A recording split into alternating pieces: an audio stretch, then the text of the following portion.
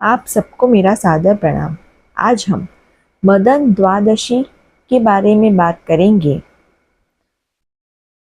दीति ने इस व्रत को करके 49 मरुद गणों को पुत्र रूप में प्राप्त किया था। तो मदन द्वादशी व्रत में मैं मरुद गणों का आख्यान आपको सुनाने जा रही हूँ, तो मेरे इस वीडियो को अंत तक जरूर सुने। इसमें ये भी पता चलेगा कि गर्भिणी स्त्री को क्या नहीं करना चाहिए, तो आप मेरी इस वीडियो को अंत तक जरूर सुने। पूर्व काल में वशिष्ठ आदि महर्षियों ने दीति से जिस उत्तम मदन द्वादशी व्रत का वर्णन किया था, उसी को आप विस्तार पूर्वक सुनिए। व्रतधारी को चाहिए कि वह चैत्र मास के शुक्ल पक्ष की द्वादशी तिथि को श्वेत चावलों से परिपूर्ण एक छिद्र रहित एक घट स्थापित करे, उस पर श्वेत चंदन का अनुलेप लगा ले तथा वह श्वेत वस्त्र के 2 टुकड़ों से आच्छादित करे। उसके निकट विभिन्न प्रकार के ऋतुफल और गन्ने के टुकड़े रखे। वह विविध प्रकार की खाद्य सामग्री से युक्त हो तथा उसमें यथाशक्ति सुवर्ण खंड भी डाला जाए। तत्पश्चात उसके ऊपर गुड़ से भरा हुआ तांबे का पात्र स्थापित करे। उसके ऊपर केले के पत्ते पर काम तथा उसके वाम भाग में शक्कर समन्वित रति की स्थापना करे। फिर गंध धूप आदि उपचारों से उनकी पूजा करे और गीत वाद्य तथा विष्णु भगवान की कथा का आयोजन करे। प्रातःकाल वह घट ब्राह्मण को दान कर दे। पुनः भक्तिपूर्वक ब्राह्मण को भोजन कराकर स्वयं भी नमक रहित भोजन करे और ब्राह्मणों को दक्षिणा देकर इस प्रकार उच्चारण करे, जो संपूर्ण प्राणियों के हृदय में स्थित रहकर आनंद नाम से कहे जाते हैं, वे काम रूपी भगवान जनार्दन मेरे इस अनुष्ठान से प्रसन्न हो। इसी विधि से प्रत्येक मास में मदन द्वादशी व्रत का अनुष्ठान करना चाहिए। व्रती को चाहिए कि वह द्वादशी के दिन आमलक फल खाकर भूमि पर शयन करे और त्रयोदशी के दिन अविनाशी भगवान विष्णु का पूजन करे। 13वें महीना आने पर धृत धेनु सहित समस्त सामग्रियों से संपन्न शैया, कामदेव की एक प्रतिमा और श्वेत रंग की दुधारू गौ ब्राह्मण को समर्पित करे।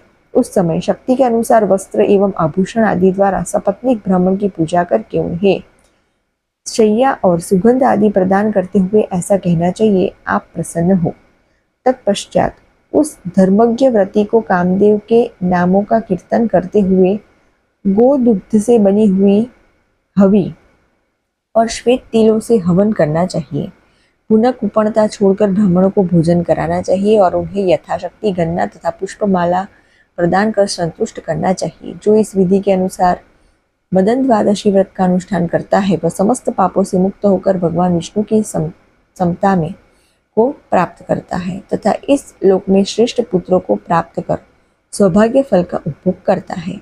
दीति के इस व्रतानुष्ठान के प्रभाव से प्रभावित होकर महर्षि कश्यप उनके निकट पधारे और परम प्रसन्नता पूर्वक उन्होंने उसे पुनः रूप यौवन से संपन्न तरुण बना दिया तथा वर मांगने के लिए कहा।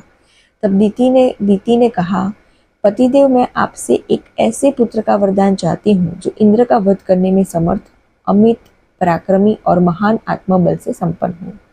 यह सुनकर महर्षि कश्यप ने उनसे कहा, ऐसा ही होगा। कश्यप ने पुनः उससे कहा, वरानने 100 वर्षों तक तुम्हें इसी तपोवन में रहना है और अपने गर्भ की रक्षा के लिए प्रयत्न करना है। गर्भिणी स्त्री को संध्या काल में भोजन नहीं करना चाहिए। उसे न तो कभी वृक्षों के मूल पर बैठना चाहिए, न उसके निकट ही जाना चाहिए। वह घर की सामग्री मुसल, ओखली आदि पर भी न बैठे।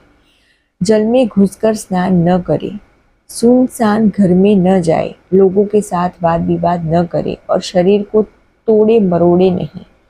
वह बाल खोलकर न बैठे, कभी अपवित्र न रहे, उत्तर दिशा में सिरहना करके एवं कभी भी नीचे सिर करके न सोए, न नंगी होकर रहे, न उद्गिन चित्त से रहे, न कभी भीगे चरणों से शयन करे, अमंगल सूचक वाणी न बोले, अधिक जोर से हंसे नहीं, नित्य मांगलिक कार्यों में तत्पर रहकर गुरुजनों की सेवा करे और आयुर्वेद द्वारा गर्भिणी के स्वास्थ्य के लिए उपयुक्त बतलाई गई संपूर्ण औषधियों से युक्त गुनगुने गर्म जल से स्नान करे। बुरी स्त्रियों से बातचीत न करे, कपड़ों से हवा न ले, मृतवत्सा स्त्री के साथ न बैठे, दूसरे के घर में न जाए, जल्दी जल्दी न चले, महानदियों को पार न करे, भयंकर और बीभत्स दृश्य न देखे, और जीर्ण भोजन न करे, कठिन व्यायाम आदि न करे, औषधियों द्वारा गर्भिणी की रक्षा करती रहे, हृदय में मात्सर्य भाव न रखे। जो गर्भिणी स्त्री विशेष रूप से इन नियमों का पालन करती है, उसका उस गर्भ से जो पुत्र उत्पन्न होता है वह शीलवान एवं दीर्घायु होता है। इन नियमों का पालन न करने पर निसंदेह गर्भपात की आशंका बनी रहती है। प्रिय, इसलिए तुम इन नियमों का पालन करके अपने गर्भ की रक्षा का प्रयत्न करो, तुम्हारा कल्याण हो। अब मैं जा रहा हूँ। नीति के द्वारा पति की आज्ञा स्वीकार कर लेने पर महर्षि कश्यप वही अंतर्ध्यान हो गए। तब दीति नियमों का पालन करती हुई समय व्यतीत करने लगी। कालांतर में दीति को 49 पुत्र मरुदगण प्राप्त हुए। इस प्रकार जो भी नारी इस मदन द्वादशी व्रत का अनुष्ठान करेगी वह पुत्र प्राप्त कर पति के सुखों को प्राप्त करेगी। अगर आपने अभी तक मेरी चैनल को सब्सक्राइब नहीं किया है तो जल्दी से मेरे चैनल को सब्सक्राइब कीजिए, लाइक कीजिए, शेयर कीजिए।